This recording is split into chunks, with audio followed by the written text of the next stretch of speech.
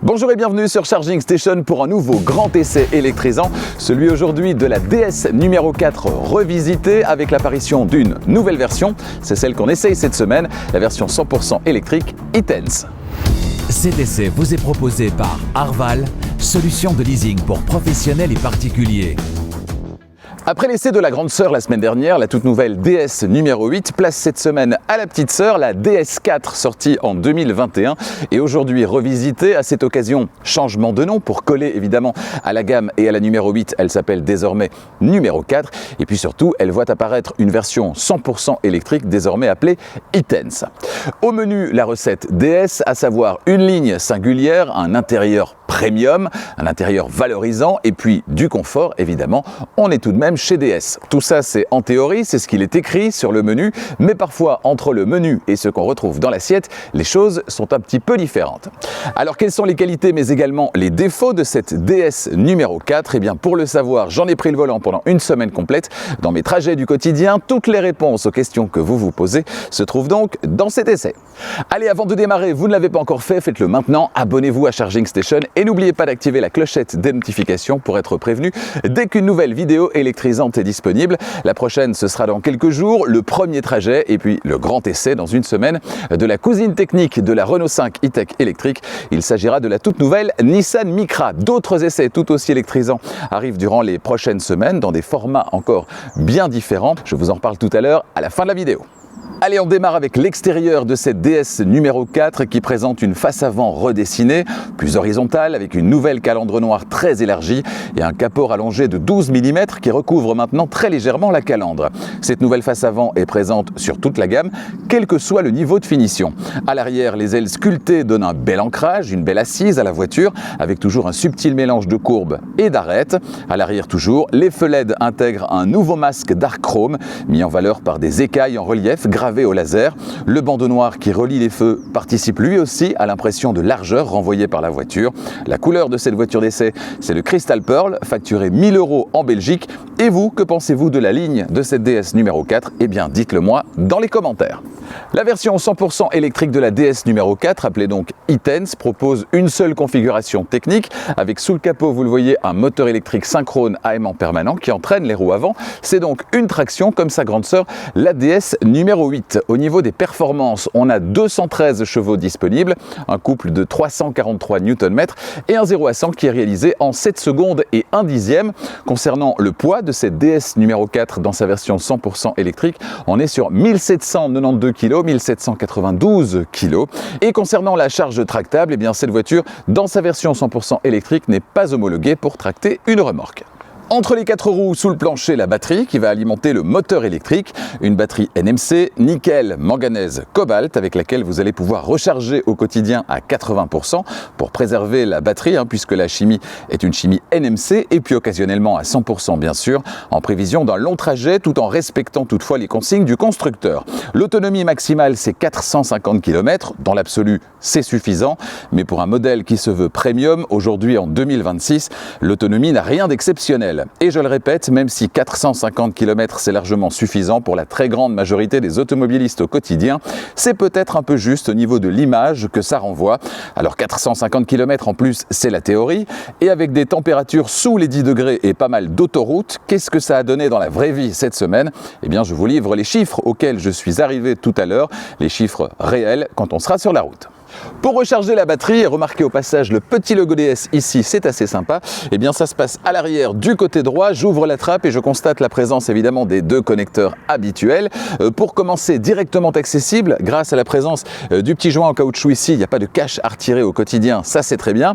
C'est le connecteur de type 2, celui que vous allez le plus utiliser évidemment, puisque c'est le connecteur qui vous permet de recharger sur le courant alternatif, celui qui circule dans nos rues et dans nos maisons. C'est donc la recharge du quotidien.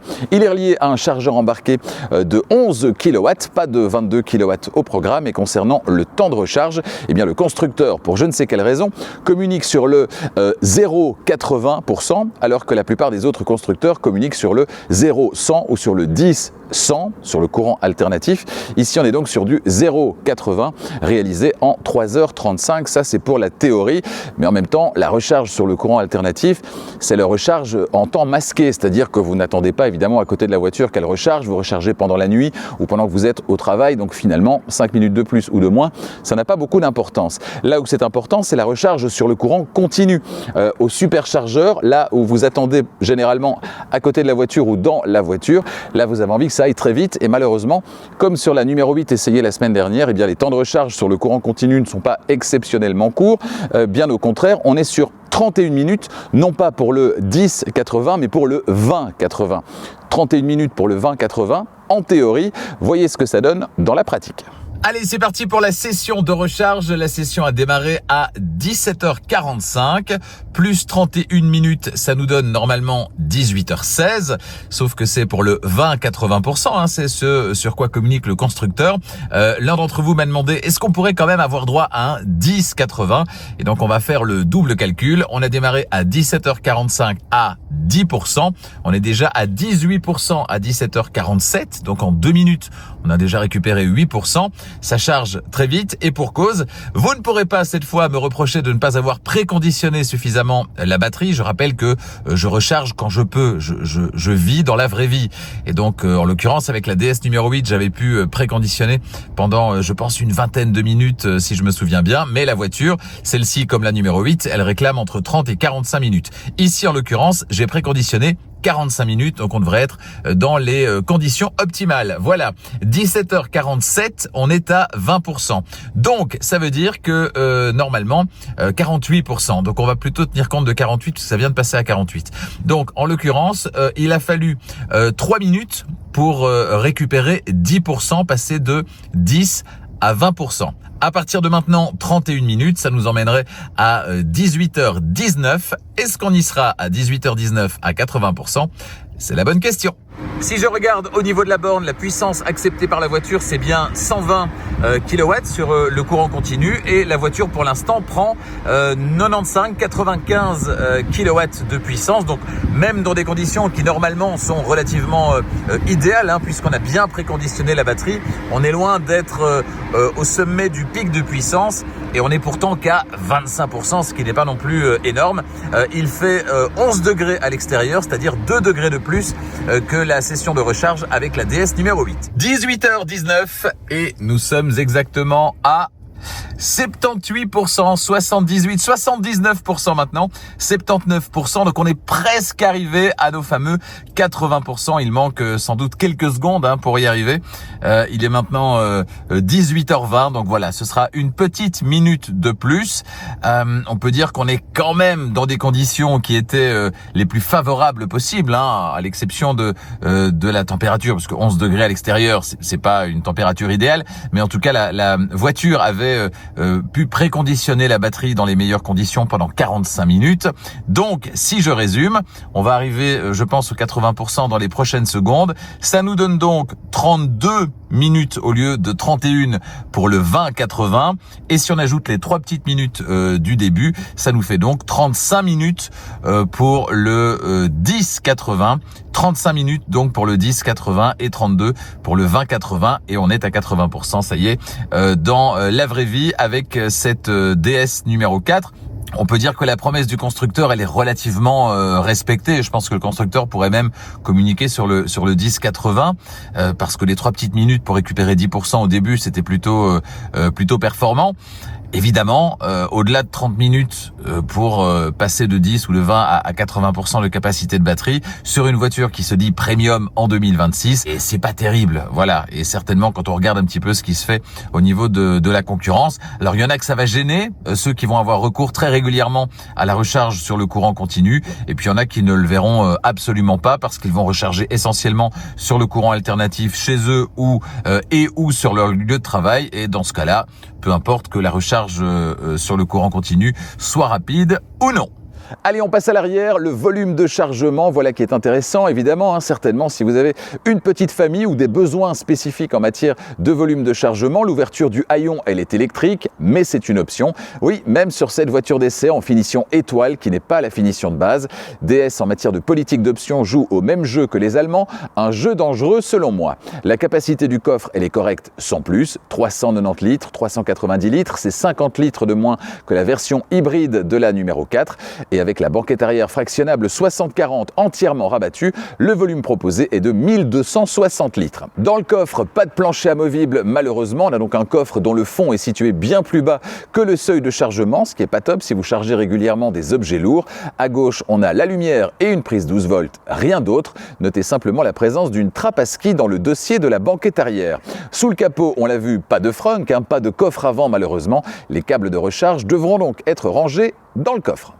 À l'arrière, c'est là qu'on voit les limites d'une plateforme multi-énergie, puisque cette voiture n'existe pas uniquement en 100% électrique. On a moins de place. Avec mon mètre 90, mon mètre 90 installé au volant, le siège est réglé pour moi. Et bien à l'arrière, je ne peux tout simplement pas m'installer. Impossible de caser les genoux, impossible de caser les deux pieds. Voilà donc les limites d'une plateforme qui ne maximise pas l'espace intérieur comme on peut l'avoir sur une plateforme dédiée uniquement au 100% électrique avec un énorme espace intérieur. Et puis des porte-à-faux réduits et un petit capot par exemple. Ici c'est pas le cas, on a en plus un tunnel de transmission, donc pas de chance pour le passager central ici à l'arrière. Dans un instant on fera un petit test avec Zoé et son mètre 78, son mètre 78, ça fait longtemps qu'on n'a pas vu Zoé dans les vidéos, et bien on la découvrira dans un instant installée ici à l'arrière après avoir réglé le siège avant pour sa taille. Concernant les équipements, on a ici un toit ouvrant avec vélum manuel, c'est une option évidemment. Si je descends, on a à l'arrière des sièges avant des petits filets de retenue derrière le conducteur et derrière le passager. On a également les buses de ventilation ici à l'arrière et puis une seule prise USB-C. Ça, c'est un petit peu chiche et juste en dessous, un petit vide-poche. On a également 1, 2, 3, 4 poignées de maintien. Oui, le conducteur, lui aussi, a droit à sa petite poignée de maintien, comme dans la DS numéro 8. Et puis au niveau des finitions, on découvre déjà ce que ça donne. On a des matériaux moussés ici à l'arrière, on a de l'Alcantara, on a des belles finitions. Franchement, ça fait assez cossu, vous me direz. C'est ce qu'on attend, évidemment, d'une marque qui se veut premium, comme la marque DS. Je pense avoir fait à peu près le tour. Encore un petit mot concernant l'accoudoir central, dans lequel vous allez retrouver un double porte-gobelet, ainsi qu'un petit rangement dans lequel vous allez pouvoir glisser par exemple un stylo ou bien un smartphone sur sa tranche. Voilà qui rendra la place centrale à l'arrière encore un petit peu plus inconfortable, puisque au-delà du fait d'avoir un tunnel de transmission, on aura forcément un dossier un petit peu moins confortable en raison de la présence de la coudoir centrale. Voilà. Sinon, c'est très étroit aussi au niveau de la tête. Moralité, si vous êtes plutôt grand, cette voiture construite sur une plateforme multi-énergie ne vous convient sans doute pas. Zoé va maintenant régler le siège pour son mètre 78, son mètre 78 et puis s'installer à l'arrière et on va voir là tout de suite ce que ça donne. Alors avec Zoé et son mètre 78, son mètre 78, salut! Installé à l'arrière, qu'est-ce que ça donne avec le siège avant réglé pour sa taille? Au niveau des genoux, ça passe sans problème, on a quelques centimètres. Au niveau des pieds, ça passe sans problème également. Et puis au niveau de la tête, là ça passe sans souci. Autrement dit, avec 1m90, 1m90, c'est compliqué. 1m78, 1m78 devant et derrière, c'est nickel. Merci Zoé. Je le disais dans ma vidéo premier trajet, si l'intérieur est habillé de matériaux plutôt valorisants, son look moins actuel que celui de la grande sœur numéro 8 trahit un peu son âge. Cette deuxième génération de la numéro 4, à le rappeler DS4, est sortie en 2021, il y a 5 ans déjà, et le restylage dont elle vient de bénéficier ne peut tout masquer. Cela dit, la présentation générale est classique avec un écran derrière le volant, un écran central et pas mal de boutons pour un accès facile aux fonctions les plus importantes. De ce côté, une conception d'intérieur plus ancienne a parfois du bon, pour ne pas dire du bon sens. Je le disais, les matériaux sont globalement bien choisis, l'ensemble est construit avec sérieux. On regrettera simplement l'emploi de piano black, de plastique brillant à des endroits exposés aux traces de doigts ou aux rayures, comme les commandes sur le volant ou encore les portières. Et vous, que pensez-vous de cet intérieur? Dites-le moi dans les commentaires. La description de l'intérieur, c'est parti. La portière conducteur, tout d'abord en partie supérieure, les vitres électriques, le verrouillage centralisé et la sécurité enfant pour les vitres. En partie intermédiaire, la poignée de fermeture et la poignée d'ouverture. Et puis en partie basse, un vide-poche recouvert de feutrine, mais pas très vaste. À gauche du volant, sur la planche de bord, le réglage des rétroviseurs, l'ouverture du coffre, le témoin de préchauffage et le petit emplacement pour le jeton du caddie, c'est pratique. Tout en bas, on a la commande d'ouverture du capot. Le volant, il est à réglage manuel, il est chauffant sur cette finition étoile, mais ça reste une option, même sur cette finition intermédiaire DS. Il faut vraiment revoir votre politique d'options. Regardez ce que propose la concurrence, notamment chinoise. Généralement, c'est du tout inclus ou presque. Sur le volant, on va retrouver à gauche les aides à la conduite, régulateur, limiteur de vitesse et conduite assistée, et à droite les fonctions audio, le téléphone et la commande vocale. Les palettes ensuite pour régler la récupération d'énergie avec 3 niveaux disponibles, j'en reparlerai sur la route dans un instant. Les commodos à gauche, clignotant et éclairage, et à l'extrémité le basculement d'une page à l'autre de l'écran instrument. À droite les essuie-glaces, à l'avant et à l'arrière, il y a bien un essuie-glace à l'arrière sur cette voiture, et puis à l'extrémité du commodo l'affichage des différentes infos de conduite sur l'écran instrument. Ensuite le premier écran, donc l'écran instrument d'une diagonale de 10,25 pouces et dont la présentation ainsi que les informations affichées sont personnalisables. À gauche, on va pouvoir zapper entre les différentes pages de présentation. Ici, on a la radio à gauche, les infos de conduite à droite et au centre, les informations principales. Si j'appelle la page suivante, on a là les informations principales à gauche et la navigation à droite. J'appuie encore une fois. Là, on retrouve une présentation simplifiée avec uniquement en partie centrale les informations générales et puis une autre présentation. Là, on a toujours à droite les informations de conduite, mais à gauche, on a la gestion de la batterie. Vous pourrez ajouter autant de pages que vous voulez et certainement les personnaliser comme vous le souhaitez, personnaliser chaque page. Il y a donc une vraie personnalisation possible de manière profonde sur l'écran de cette numéro 4 comme sur l'écran de la numéro 8. À droite, je vais pouvoir zapper entre les différentes informations de conduite notamment. Ici, on a la consommation instantanée. Sur la deuxième page, on va retrouver le totaliseur partiel numéro 1 et puis sur la troisième page, le totaliseur partiel numéro 2. Voilà qui offre pas mal de possibilités en termes de navigation dans cet écran instrument, en termes de présentation également. C'est très très bien. Au travers du pare-brise, l'affichage d'aide au DS Extended Head-Up Display, un système proposé en option sur cette finition intermédiaire étoile et qui est très complet, vous le voyez. Au centre de la planche de bord, l'écran d'infodivertissement de 10 pouces, on y revient dans un instant. À gauche de l'écran, le bouton d'accès à l'écran par défaut et sous l'écran, au-dessous des aérateurs centraux particulièrement discrets, quelques commandes physiques. Aux extrémités, le réglage du flux d'air pour le conducteur et le passager et entre les deux, l'accès au menu climatisation, le désembuage à l'avant, le recyclage d'air, la vitesse maximale de la ventilation, le désembuage à l'arrière et l'arrêt de la ventilation. En dessous de cette ligne de commande, le frein de parking électrique, le bouton de démarrage et les feux de détresse ainsi que le bouton qui permet d'accéder directement au raccourci du menu ADAS et donc les aides à la conduite. Juste en dessous, on a un espace fermé qui contient une prise USB-C, une prise 12 volts, une zone de recharge pour smartphone et les inévitables portes gobelets. Entre les sièges, le sélecteur de sens de marche à gauche et à droite, le contrôle du volume et le bouton avec au choix la fonction mute via un appui court ou bien l'extinction du système d'infodivertissement avec un appui long. Une extinction qui n'en est pas vraiment une puisque l'écran ne s'éteint pas complètement mais affiche simplement au centre une horloge, d'autres fonctions restant tout à fait accessibles. Les modes de conduite ensuite, c'est du classique, éco, normal et sport. Je suis principalement resté en mode normal cette semaine. Et puis sous la coudoir centrale qui s'ouvre en deux parties de manière latérale, un espace réfrigéré pas très profond mais dont le fond est antidérapant et qui contient une prise USB-C supplémentaire. La boîte à gants enfin, elle est de capacité très correcte et le fond est habillé de feutrine, c'est très bien. Voilà pour la description de l'intérieur de cette DS numéro 4 e-Tense. Allez, avant de prendre la route et que je vous livre mes impressions, après une semaine au volant de cette voiture, on va s'intéresser au système d'infodivertissement. On l'a dit, pour revenir sur la page par défaut qui est celle-ci, on appuie ici sur le petit bouton. Ensuite, vous allez pouvoir personnaliser les différentes pages comme vous le souhaitez. Donc, comme pour l'écran instrument, eh bien, vous allez pouvoir vous concocter votre présentation, celle qui vous intéresse, avec les infos qui vous intéressent. Donc, une première page ici, on en a une deuxième ici, une troisième ici et encore une quatrième ici. Voilà, et si j'appuie sur ce bouton, je reviens donc sur la première. Vous arrangerez donc tout ça comme bon vous semble. On a ici la climatisation, par exemple, la navigation, téléphone, paramètres, aide, les données radio, données audio. Ici, un accès direct à tout ce qui est batterie et notamment au préconditionnement de la batterie. Ici, la navigation. On ira dans un instant simuler un trajet vers Marseille. Tout ce qui est fauteuil, siège, fonction de chauffage et de massage sur cette cette voiture. Et puis également le volant chauffant puisqu'elle en est équipée. Ensuite, les favoris radio ici. Ici, la climatisation et puis d'autres paramètres disponibles. Voilà, donc il est possible de vraiment personnaliser très très fort l'écran d'infodivertissement comme l'écran instrument. C'est vraiment sympathique.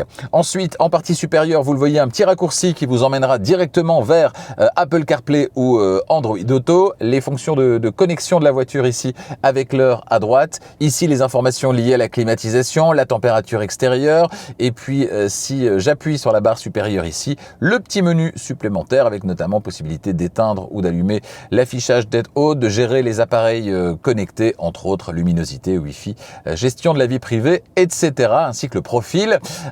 Ensuite, si je vais directement sur la navigation, alors une chose à dire avant, c'est que le système, d'une part, je trouve qu'il n'est pas toujours organisé de manière super intuitive, donc parfois on s'y perd un petit peu. Alors évidemment, avec de la pratique, au terme d'une semaine, j'ai compris son fonctionnement, donc c'est plus facile, mais c'est plus facile parce que j'ai appris à le manipuler, donc au bout de quelques jours, ça ne pose plus aucun problème, mais c'est vrai qu'au début, la navigation dans les menus, dans certains menus, menu audio par exemple, peut dérouter un petit peu, c'est pas toujours très très logique. Et puis cette semaine, j'ai eu aussi quelques petits ralentissements avec le système n'est pas toujours le plus rapide. Alors là, une fois qu'il est allumé, vous le voyez, c'est très très fluide, mais au moment de se réveiller, vous rentrez dans la voiture, votre téléphone se connecte, vous rentrez une adresse dans le système Apple CarPlay, en l'occurrence ici dans Waze, et vous voyez que ça ralentit un petit peu, c'est pas toujours évident, ça campe un peu, ça lag un peu, ce qui n'empêche pas, attention, toute proportion gardée, de l'utiliser, mais c'est un petit peu moins ergonomique qu'avec d'autres systèmes équivalents proposés aujourd'hui. Alors on n'est pas dans les meilleures conditions parce que la batterie est à 31% de sa capacité. Autant vous dire que si j'allais à Marseille, bon, je prendrais la peine de charger la batterie un petit peu plus. On va aller à Marseille, Marseille Centre. Voilà, c'est parti. Y aller, décidément, beaucoup de confirmations. Ça calcule. Voilà, c'est parti et la voiture me propose 5 arrêts pour recharger, ce qui semble assez raisonnable finalement compte tenu de l'autonomie qui n'est pas extraordinaire de cette voiture. Par contre, des arrêts qui me semblent un petit peu longs. Je pense que la voiture va aller au-delà de 80% à chaque fois, ce qui n'est pas conseillé sur long trajet. Voyons un petit peu. Ici donc, la voiture m'annonce 1008 km, une arrivée avec 15%, 3h27 de temps de recharge. Donc voilà, effectivement, la voiture va privilégier peu d'arrêts, mais des arrêts plus longs.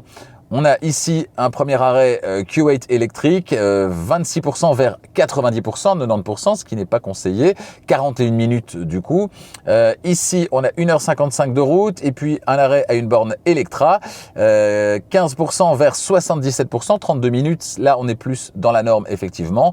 NJ Vianeo avec une arrivée à 15% et là, un départ à 93%, 93%. Du coup, ça prend 50 minutes. Je ne sais pas si cette politique est la bonne finalement. Et puis un arrêt Unity également de 16 vers 97%, 97%, 55 minutes de temps de recharge et un nouvel arrêt de 15% vers 74%, 74% de 29 minutes et on arrive donc à destination avec 15% à 1h15 du matin. Voilà, alors effectivement du coup ça fait peu d'arrêts de recharge, mais des arrêts de recharge qui peuvent être assez longs, 50, 55 minutes.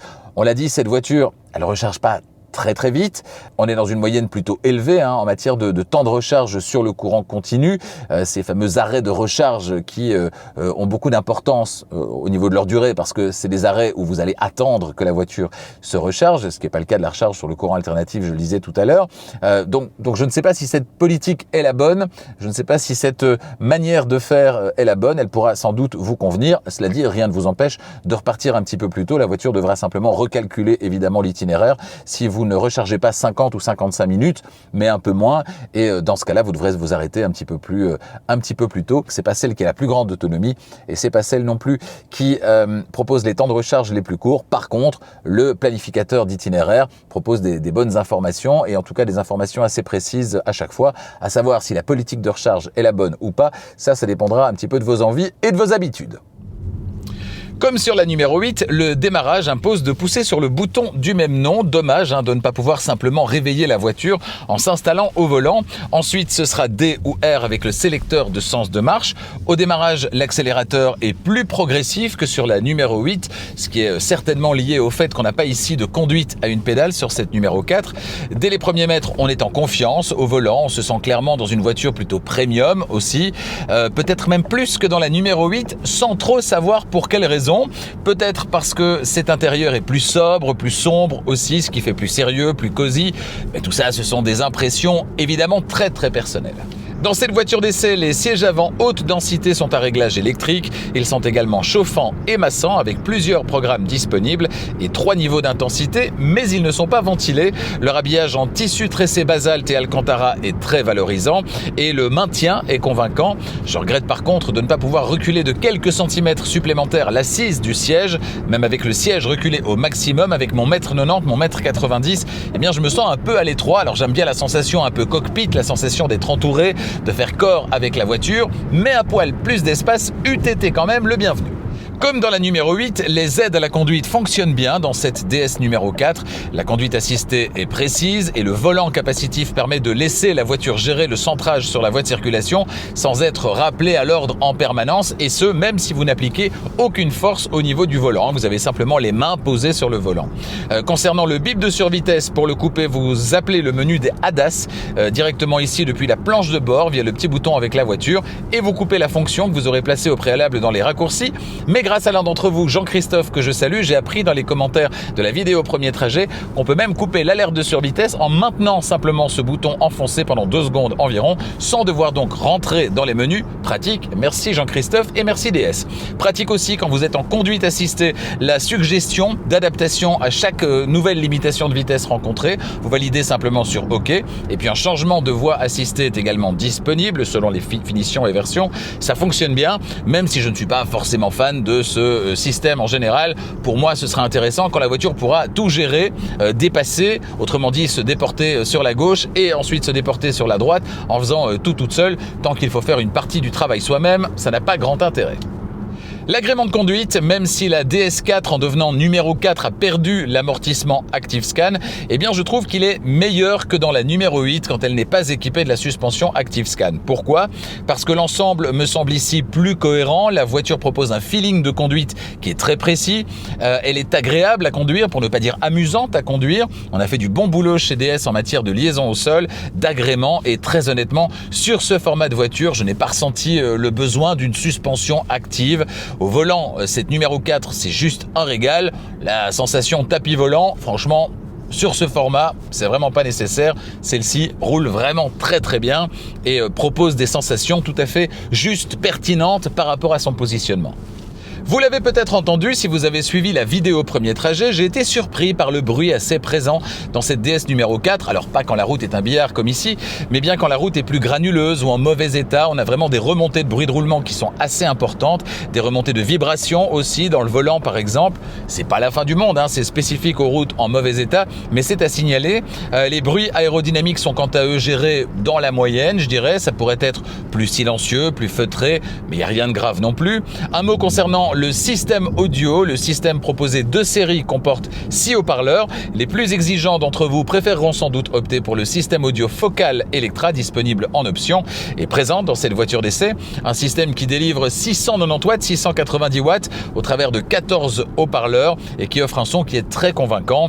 Rien à dire sur ce point, si ce n'est concernant la partie radio et l'infodivertissement en général, que même s'il y a des raccourcis pour aller chercher une station préférée par exemple, les menus de la partie radio ne sont pas toujours les plus intuitifs du monde à manipuler, mais avec un peu de pratique, on s'y fait.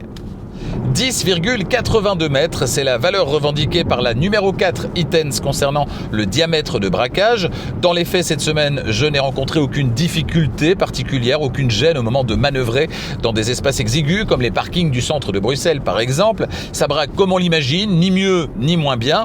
Et concernant le système de caméra à 360 degrés, même remarque que sur la numéro 8, ça fonctionne raisonnablement bien, sauf dans le noir où la définition pas terrible des images renvoyées par les caméras empêche de profiter d'un système pleinement utilisable, et quand il pleut, c'est encore pire. On l'a vu tout à l'heure, il y a des palettes derrière le volant, mais même si en fonction du niveau choisi de récupération 1, 2 ou 3, on a ici une vraie différence de puissance de récupération et donc de ralentissement, ce qui n'était pas le cas sur la numéro 8, le système ne va malheureusement jamais jusqu'à l'arrêt complet. Et même sur le niveau de récupération le plus élevé, eh bien la récupération ne sera pas suffisante pour vous passer de la pédale de frein.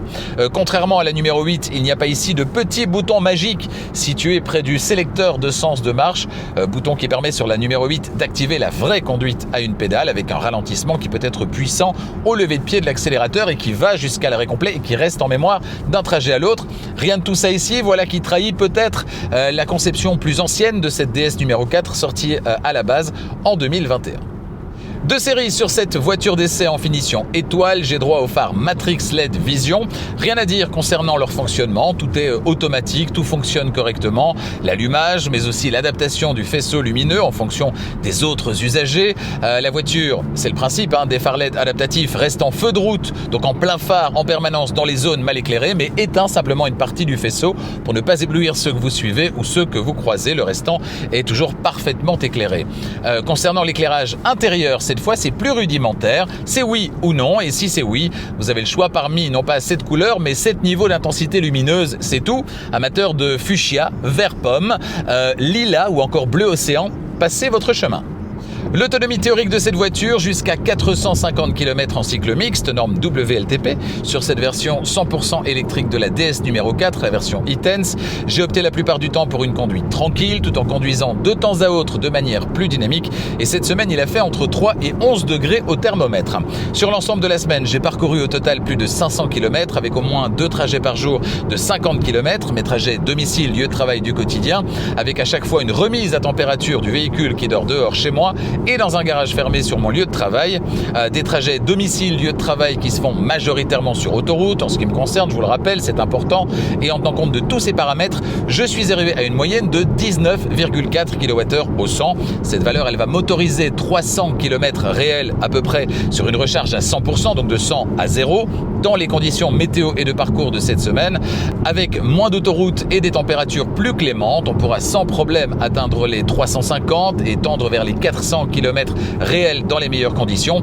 Alors dans l'absolu, c'est suffisant pour beaucoup de monde, dans beaucoup de situations. C'est juste dommage que la recharge ne soit pas un petit peu plus rapide.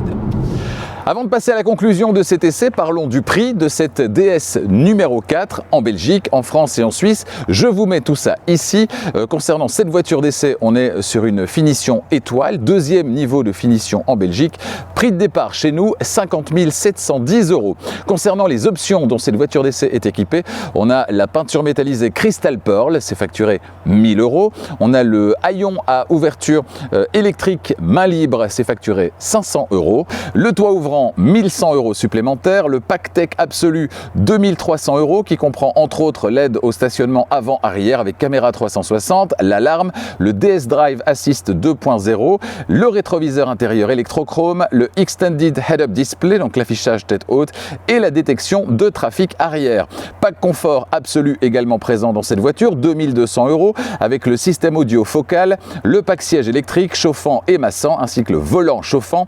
Prix total de cette voiture d'essai en Belgique, 57 810 €. Ça commence à faire un peu cher. Dites-moi ce que vous en pensez dans les commentaires. Et pour configurer votre DS numéro 4 idéal, rendez-vous sur le site internet de DS qui correspond à votre pays. Toujours concernant le prix, Arval, partenaire de Charging Station, vous propose des solutions de location longue durée, de leasing pour les entreprises, mais également pour les particuliers. Et pour les entreprises, on connaît ça depuis un certain temps, c'est le leasing opérationnel, avec toutes les facilités qui en découlent en termes de gestion au quotidien, en termes de maîtrise de budget également, puisque tout est compris. Il n'y a pas des mois où plusieurs centaines d'euros doivent être déboursés en plus de la location du véhicule, puisque c'est une formule tout compris. Et bien tout ce qui est remplacement de pneus, passage à l'entretien, les taxes, l'assurance, etc. Tout ça est inclus dans la formule de leasing. Un avantage qui est partagé avec le leasing pour les particuliers, le private lease. Au quotidien, votre budget est maîtrisé puisque tous les mois, vous sortez exactement le même montant pour votre voiture, hormis les frais de carburant, d'électricité en l'occurrence ici. Mais pour le reste, tout est compris. Facilité de gestion donc au quotidien, aussi bien pour les entreprises que pour les particuliers. Et puis, dans le contexte de transformation technologique que nous connaissons actuellement, actuellement, en passant de la voiture thermique à la voiture électrique, les valeurs résiduelles peuvent très fort fluctuer. Combien vaudra cette voiture ou n'importe quelle autre vendue aujourd'hui dans 3 ans, 4 ans, 5 ans ? Personne ne le sait, et donc ce n'est pas vous, avec la formule de location longue durée, qui prenez le risque, c'est la société de leasing. Autant de bonnes raisons, évidemment, de demander une offre sur le site internet d'Arval qui correspond à votre pays. Oui, on peut le dire, j'ai passé une excellente semaine finalement au volant de cette DS numéro 4, mais pas grâce à ses qualités extraordinaires, mais plutôt parce que cette voiture propose une belle homogénéité. Cette voiture est facile à vivre, elle propose un comportement dynamique, du confort, un intérieur valorisant et des aides à la conduite bien calibrées, c'est important. Reste que pour faire la différence aujourd'hui et surtout justifier un prix à la hauteur du niveau de standing revendiqué par le constructeur, il en faut plus, et là ça coince un petit peu. La recharge n'est pas très rapide, la place est comptée à l'avant pour mon mètre 90, mon mètre 90, mais surtout à l'arrière. La numéro 4 ne propose pas de conduite à une pédale et son système d'infodivertissement n'est ni le plus rapide ni le plus intuitif. Ces bémols sont-ils importants pour vous dans votre quotidien ou pouvez-vous vous en accommoder? Le prix est-il justifié selon vous? Sans parler de la politique d'option qu'on pourrait qualifier d'élitiste, eh bien c'est à vous de juger. A bientôt sur Charging Station pour d'autres essais électrisants. Je vous le disais tout à l'heure, il y aura dans quelques jours le premier trajet et puis le grand essai de la cousine technique de la Renault 5 e-Tech électrique. Il s'agit de la nouvelle Nissan Micra. Ensuite, on ira 2 semaines plus tard chez Volvo avec un véhicule que je vous avais proposé, dont je vous avais proposé une vidéo de présentation lors de sa présentation internationale en Suède. Il s'agissait de la Volvo ES90, ES90. Et bien là aussi, je vous en proposerai un grand essai, une semaine au volant de cette très jolie berline suédoise. Qu'est-ce que ça donne?